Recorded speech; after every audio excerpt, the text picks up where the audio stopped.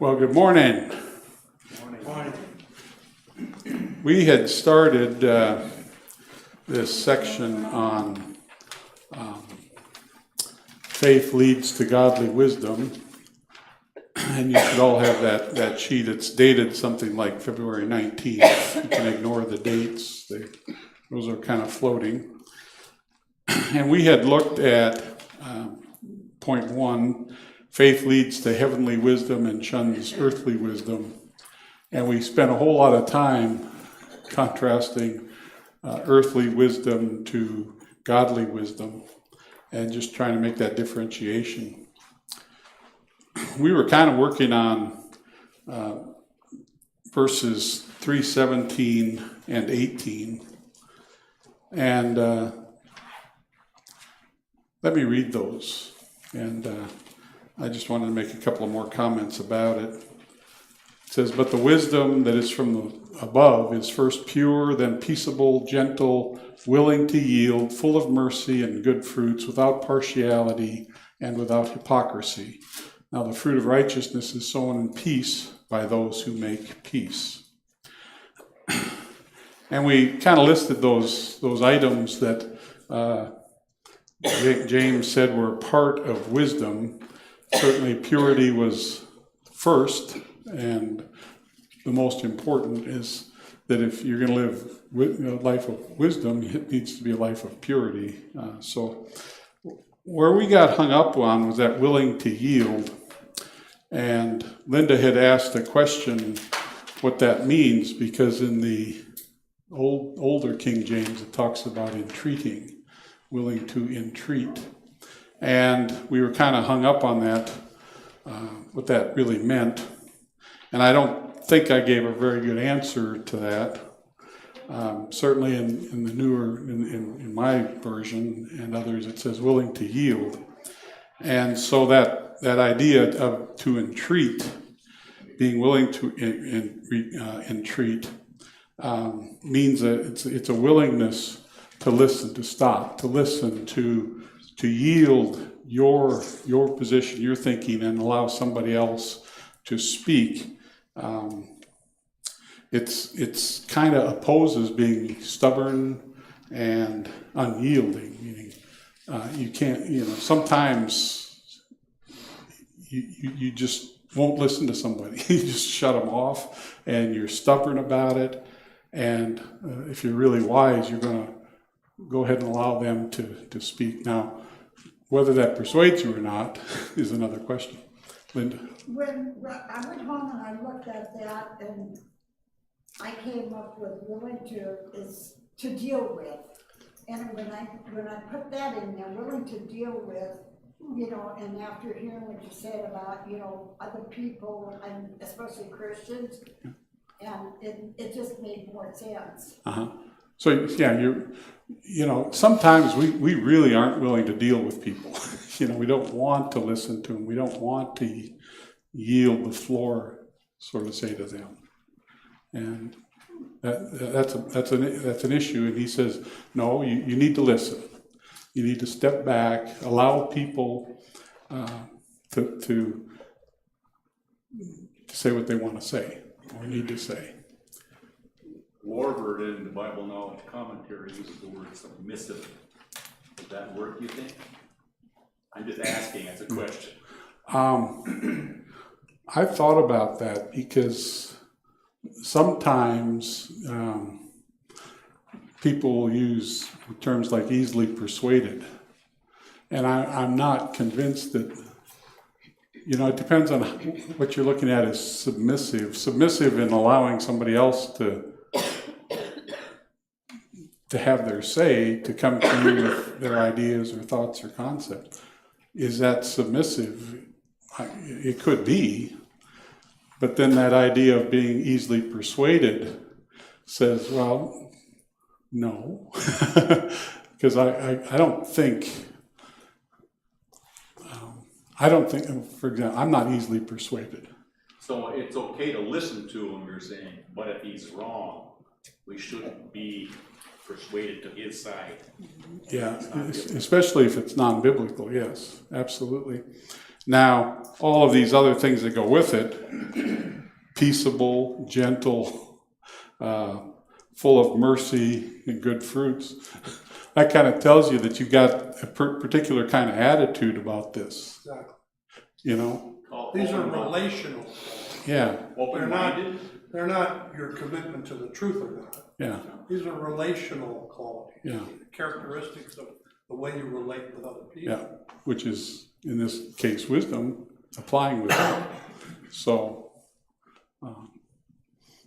so your attitudes have to be right. And, you know, rather than getting in a huff and shutting people down, you draw them out. And you know, it's kind of, you know, I've used the terms before, love the unlovable kind of position. So, And I think there's a sincerity of really honestly trying to understand. So I came up with that word too, fellas, sincere. sincere, yeah. I think that's the background to all of these. You know, it can't be a fake put up kind of thing. So there has to be some kind of sincerity. I really care. I really want to know. Yeah, I really want to know what you're saying. yeah, The word that comes to me, John, is the word teachable. yeah, yeah. Teachable. Doesn't mean you're gonna respond in a positive way to them, but you are willing to listen and, you know, Consider. filter through it or whatever. Yeah. But I think if you do think of these as a relationship, and then you know, it adds without partiality and without hypocrisy. So sometimes we can listen to somebody, we can interact with somebody, and we're saying one thing, but our mind is going, "Oh, this guy's really an idiot," or you know, you got some other kind of thing going on in your mind, and so you're actually, you know, hypocrisy is a hypocrite is an actor, somebody who puts on a false face, and so sometimes we're interacting with people with a false face, and you know, we're not supposed to be doing that either. And that idea without partiality, that means, you know, we've talked a lot about rich versus poor, the haves and the have-nots, and you don't show partiality there.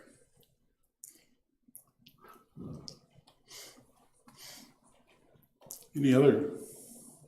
A lot of times when something like this, you say, okay, I want to hear your side of this. But they don't want to hear my side, you know.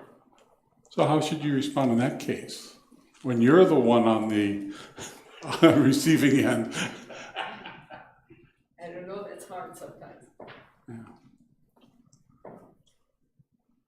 Yeah, well, yeah. I think the hardest part like that for me is if they're not biblical, and it's when you know better, so you sit there and listen to them, and they won't listen to you, and you know they're wrong, but you can't, like Dick said, you can't get to them. They just don't want to open up. Yeah. They're not doing what we're doing.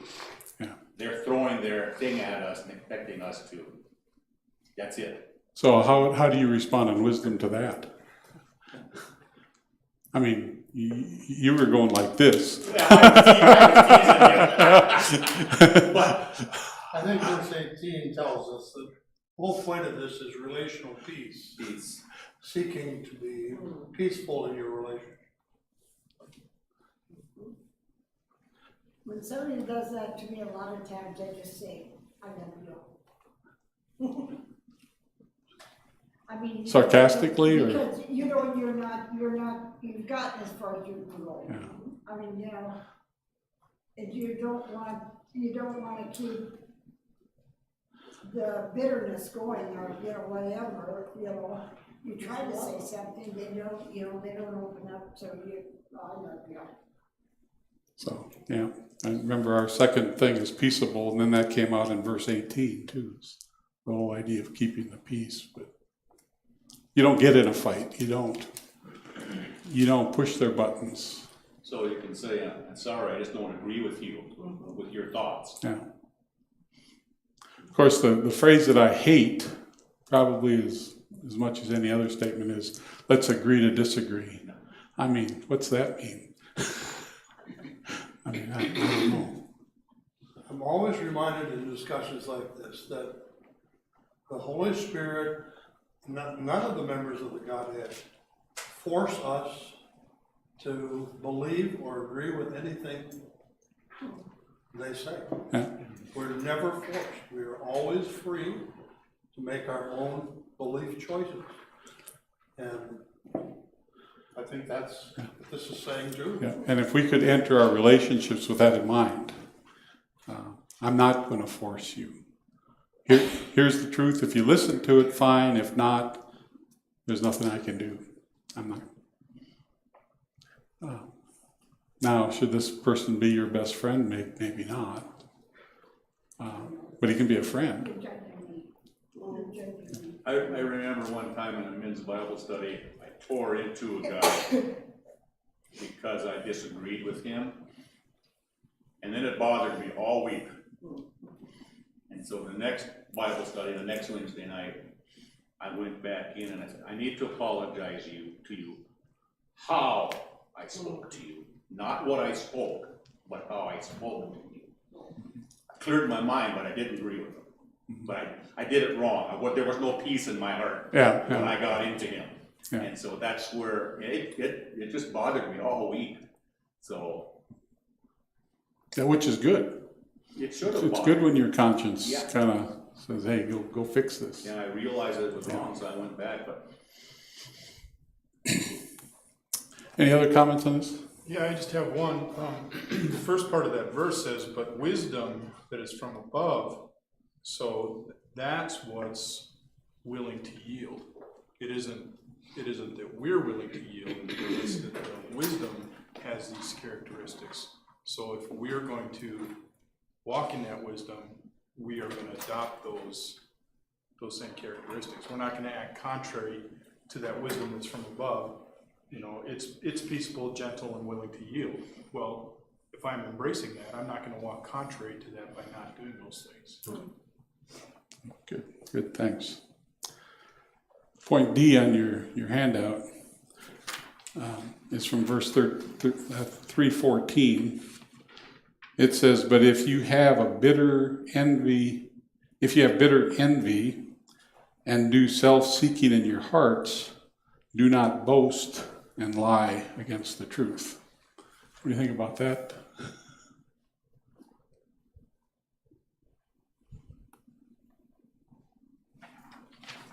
I think the warning is if you are walking in bitter envy and self-seeking, you are prone to boast and lie against the truth. So he's saying this is what you can expect if this is your heart condition. Yeah. What is bitter envy?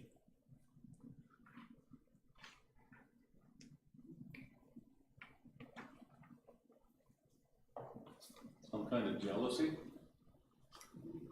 Does it seem stronger than that? Yeah, I just don't know what word to put in front of it. But it's a jealousy. A bitter envy. Yeah. From the Bibles that are up here, this section is called Heavenly versus Demonic Wisdom. And you think the earth is the prince of the earth and Satan, and I'd call it dark jealousy. So what does that mean? More satanic jealousy. He's talking to Christians. How can Christians possibly have that? Because we sin. Because we sin. Can you imagine somebody who walks with the Lord who has this bitter envy? I mean, it is almost like a hatred. It's you are so angry that they have something that you want, and you get. Or they did something against you that you haven't been able to forgive, and so you're trying to help, but bitterness. Bitterness, but it's tied with envy. So Envy has to be your attitude towards them. Remember, before we were talking about these good behaviors. Now we're talking about behaviors that aren't so good. And bitter envy is one of those. So, correct me if I'm wrong, but it seems to me that if he's saying bitter envy, that means it's not just I was envious and then I dealt with it right away, purged it from my heart, whatever. This is more of I've been marinating in envy. I've been, you know. It's been made bitter. It's I've sour. continued in it, that I haven't dealt with it, kind of thing, and it's made me bitter. Marinated. It's been marinated. Yeah. And it's been pounded with one of those meat hammers, and marinated and sauced over, and now you're really, really torqued off. Yeah, I only had oatmeal for breakfast, so.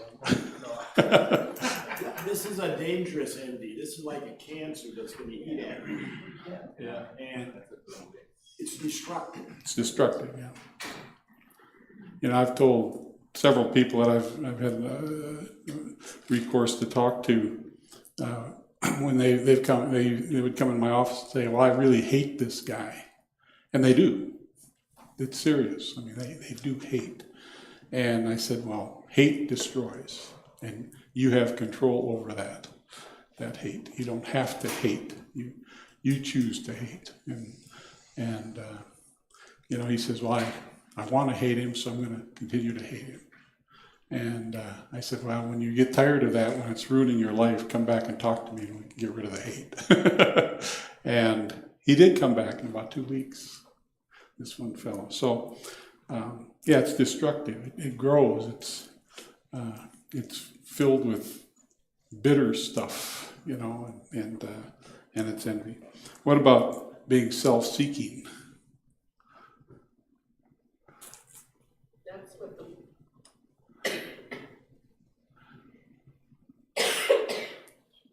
That's what the world is right now. It's all about them. So it seems like bitter envy is your attitude towards somebody else, and self-serving, self-seeking is trying to get something for you, and you maneuver and you manipulate and you do all these kind of things to get your own way and own gain. Does that make sense? So you have these two things: bitter envy and self-seeking in your hearts. So this is deep. This is deep-rooted. This is inside. He says, do not boast and lie against the truth. What is that? So is this like, he's talking to believers, right? He's talking to believers, yes. Right, so people who think they know the truth and they want to convince others of it, but they're doing it for their own self-seeking motives, that they want the glory, so to speak, rather than giving it to God.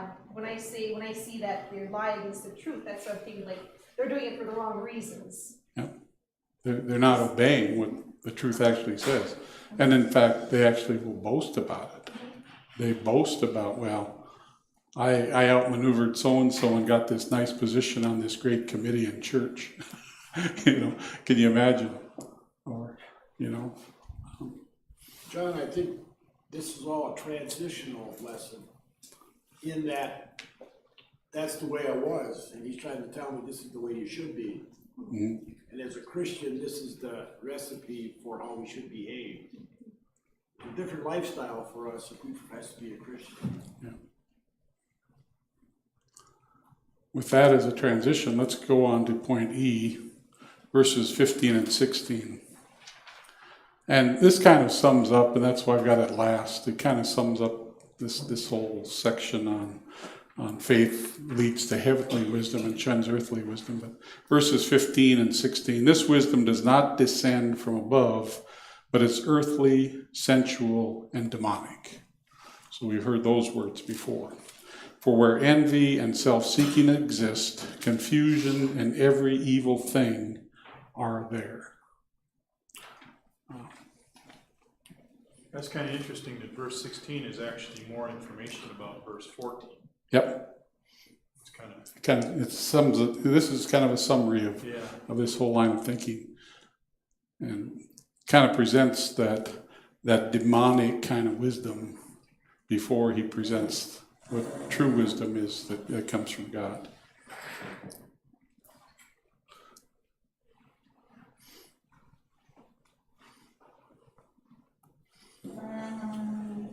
The wisdom that comes from, that's demonic, doesn't promote unity. Right. Right. Yeah, it promotes self. Self-serving, self-seeking. So within a church or within a Christian community, it can be very damaging. And it is, yeah. And we see that in churches kind of all over the place. In fact, you can kind of walk into them and pretty quickly find out who's leading what coup, and what the little cliques are. You know, you see these little cliques and what their motive is, what they're after. Kind of interesting to me that the demons have to influence Christians to do their work in the body of Christ. Well, but they're eager to, aren't they? Aren't they eager to kind of break up the body? They're eager to, but apparently that's how they get their work done, through Christians who are willing to cooperate with them rather than the wisdom from above. Yeah, Wow. yeah, That's a sobering thought. yeah. And, you know, that's that infiltration that we see within the church, the world coming into the church. And most of the letters have something to do with that, with some group from the outside kind of coming in. And it is satanically driven. Just look at how the culture's influenced the church today, and it always has, because we don't close the door as Christians. We always leave it open in our own lives, and therefore we end up where we are today because we haven't made a stand. It's dangerous. It's terrible. And to have this kind of influence, a demonic influence, spreading throughout Christendom, is it any surprise that the world is where it is today?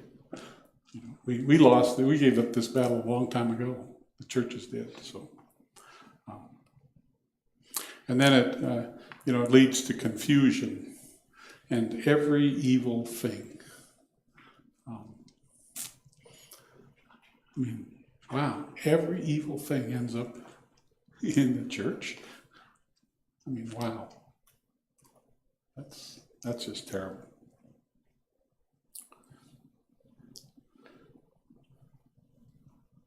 Only takes one bad apple, John. You know, that is the start, isn't it?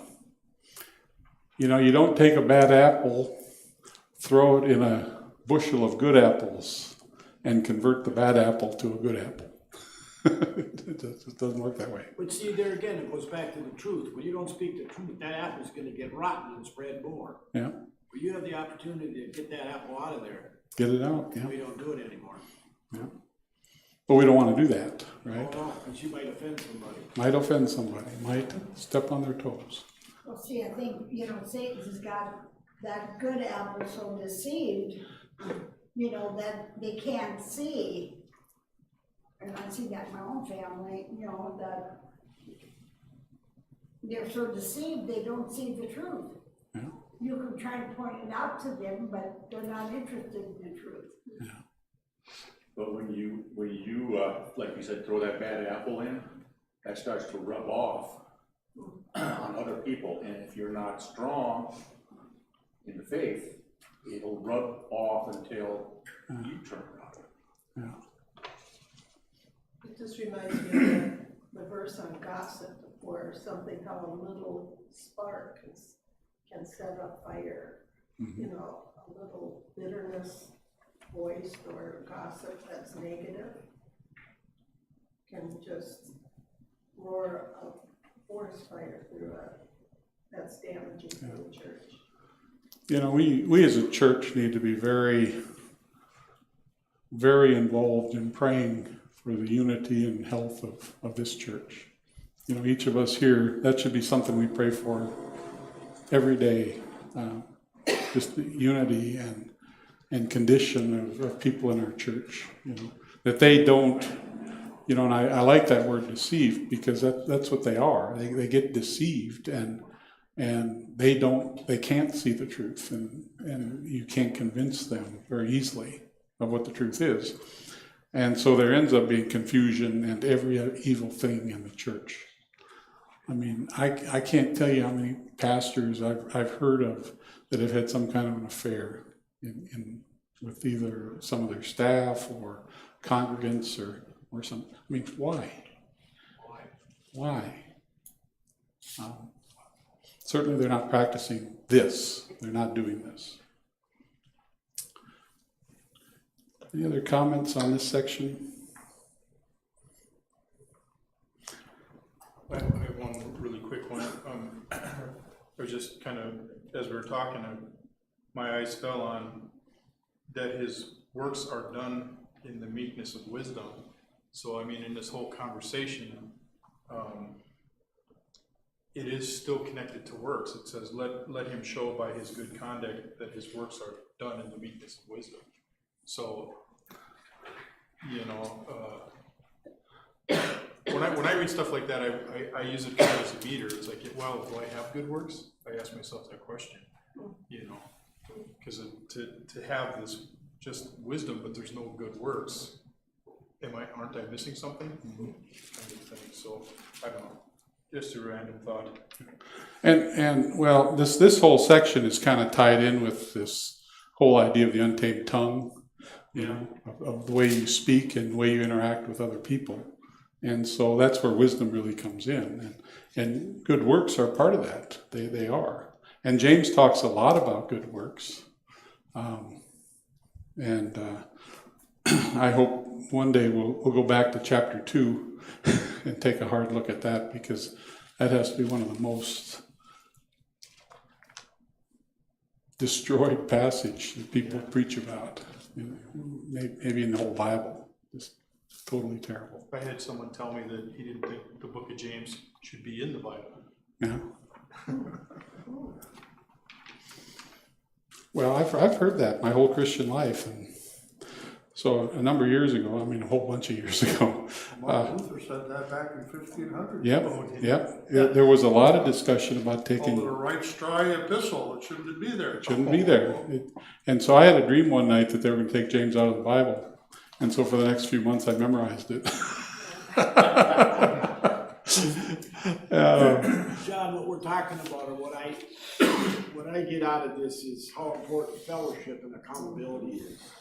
You know, what Mark's saying is you have to examine yourself, but we also need a friend that's going to be honest with us too, and hold us accountable.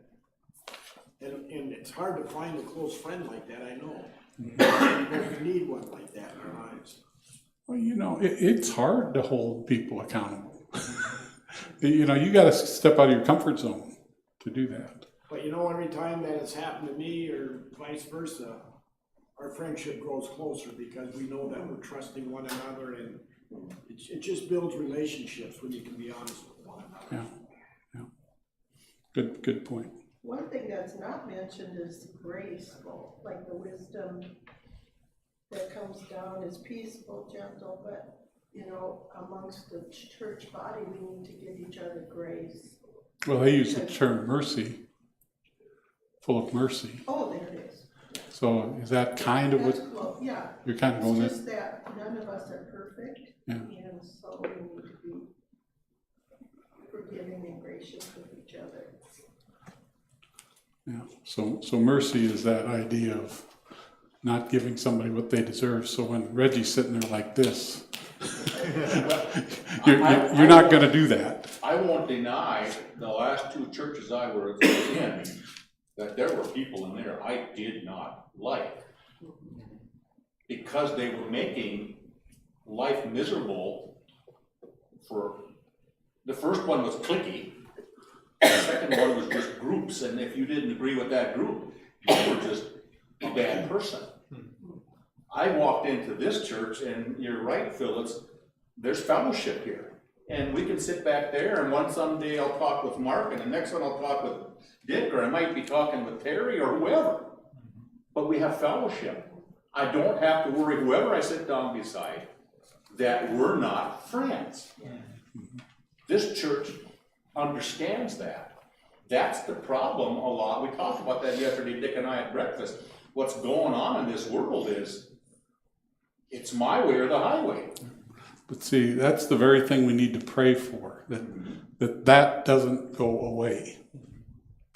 That ability to fellowship and commune You've with got us. it in your name, Stay anchored. Stay anchored, yeah. but the name of your church, whoever, if you guys thought this up, it's perfect. It's truth, it's fellowship, and it's life. It makes perfect sense, what's going on here. Yeah. Welcome these homeless people in. I haven't seen that in very many other churches. You know, at the risk of a slight rapid trail, I like what Reggie's saying, and I think it's important for us to remember that there is an order that God has designed for the church. And, you know, the word and prayer, and I don't know which one's one or which one's two, but the word and prayer are at the top, and relationship with one another is next. When we get that flipped around and we try to please everybody, and then we'll sort of pray, and then we'll preach a nice community message that keeps everybody safe. If you get that flipped around, that's when you have all kinds of problems. And so that's why we have a strong focus on the Word, fellowship with the Lord, and fellowship with one another. You know, so anyway.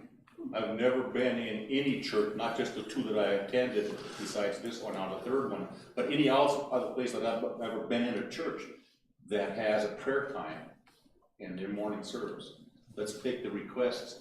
That's showing concern, care, unity, whatever you want to call it. This church cares. They care about everybody. Bring us your things so we know it. How many times have I heard a pastor got chewed out because he didn't come visit this person in the hospital, but they never told them? You know? How do I know to come there if you're not going to let me know you're in there? Or pray for you if you don't tell us? I think there's some emotion behind that. Well, there is, because I've seen some of my pastor friends that were good pastors get reamed because of that and left these churches. Yeah. Because they were so hurt by these people. Contrary to popular belief, pastors are people too. That's right. That's right. Some of them. They Some of live them. in glass houses, which that shouldn't be, but everybody is watching him. Yeah. That's where the grace comes in. Yeah. Well, let's move on. Point 2. Let's read chapter 4. And I'll just start at 13 and read to the end of the chapter. Come now, you who say, today or tomorrow we will go to such and such a city, spend a year there, buy and sell and make a profit, whereas you do not know what will happen tomorrow. What is your life? It is even a vapor that appears for a little time and then vanishes away. Instead, you ought to say, if the Lord wills, we shall live and do this or that. But now you boast in your arrogance. All such boasting is evil. Therefore, to him who knows to do good and does not do it, to him it is sin. So, point 2, faith-driven wisdom does not conceive of human-derived plans. It relies upon God's work, power, and actions. Comments? What do you think? What do you see in that passage?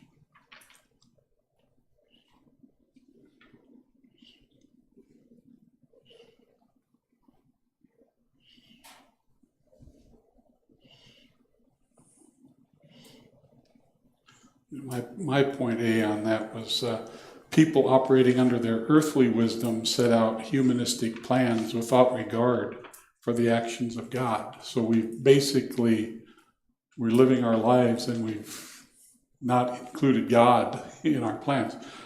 And how many times have you noticed people who say one thing on Sunday and then live a completely different life on Monday, and they have their little plans, and God really isn't a part of it.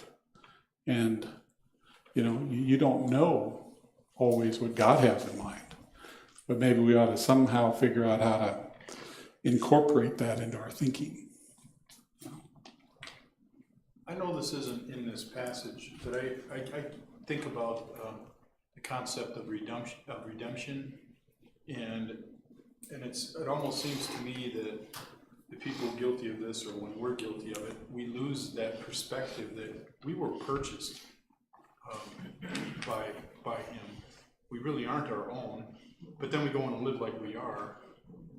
You know, it just seems like we lose that perspective of redemption. We certainly lose perspective Yeah, we lose of what perspective. God has done for us altogether, that God is the one that's in charge. And we forget that God is in charge. So instead of chasing rainbows and money, we should be chasing God, Jesus. And He may give you the rainbow and money. Yes, but unless you do it through Him, Yeah, it's all self-centered. Then I boast, look what I did. look what I did. Without having God involved at all. I think too, we can make our plans if we, under God, we ask Him for wisdom. Unless He writes it down for us specifically, sometimes, we pray for wisdom and guidance and we may make a decision. But we have to be yielded to Him changing that. His way is what's important. So we can have all the plans, but I think we need to have that willingness to let go of those plans if God leads in another way. I experienced that. Towards the end of my science career, I had this notion in my mind that I needed a bigger job. I wanted to move up. And of course that meant move up, move out. So I was looking for positions outside of Bismarck, interviewed for quite a few of them. Never got hired. And I always wondered, well, what is wrong? Is it something in the way I've written up my documentation? Is it something in the way I presented myself? And I try to improve and change, and I'd interview for another job, didn't get it. And didn't get it. I think there were 4 or 5 positions I applied for. And then one day, I don't know if I was reading this passage or something else, and it hit me. Hey, dunce, God doesn't want you to move. You're not going to move. I have something else in mind. And I had no idea at that time what it was. And, now as I look back, I say, well, it has to do with Pastor Terry, it has to do with TFL, it has to do with what God wanted to do in Bismarck. And He wanted me here. And that was one case where as pig-headed and as bull-headed as I was trying to get these other positions, He wasn't going to let me go. Even when He brought me here, I must have rejected this job 50 times. My boss would call me almost every day. I say, I'm not interested in going back to North Dakota. I'm not going back to North Dakota. I don't want to go to North Dakota. And he kept after me. And he says, his final thing was, well, listen, all I want you to do is go up there and interview. And he says, I got 3 other candidates, and, chances are you aren't going to get the job. So I said, okay, I'll go interview. That's all I said. And I interviewed, and the next day he said, he took me out to dinner, and he says, well, do you want the job? And I said, well, what about the other candidates? He said, I decided they weren't any good, and we're not going to even interview them. And I thought, what in the world is going on? So it took me a whole month really to think about it and decide that God wanted me to come to Bismarck. And then when I wanted to leave Bismarck, He wouldn't let me leave. So, I look at those things, and, I was making my plans while He was making His. And until I said, let me align my plans with your plans, did things really, really come to fruition. So, It's an easier path if we do that sooner, isn't it? it is. But you don't learn the lessons. You bounce around a bit, and you try a lot of different things, and finally God says, you're trying, but I'm going to give you a little nudge. And And I could never figure out why he wanted me in Bismarck. I mean, I struggled with that for several years. Why did God want me here? So, and there was a long time I thought it was about the job, the lab, but I think it was more, he wanted me here. I can do my job, but he wanted me here. So. Well, I think we can apply this to our daily plans too, because so many times I ask the Lord, what do you want me to do today? Nothing. Nothing.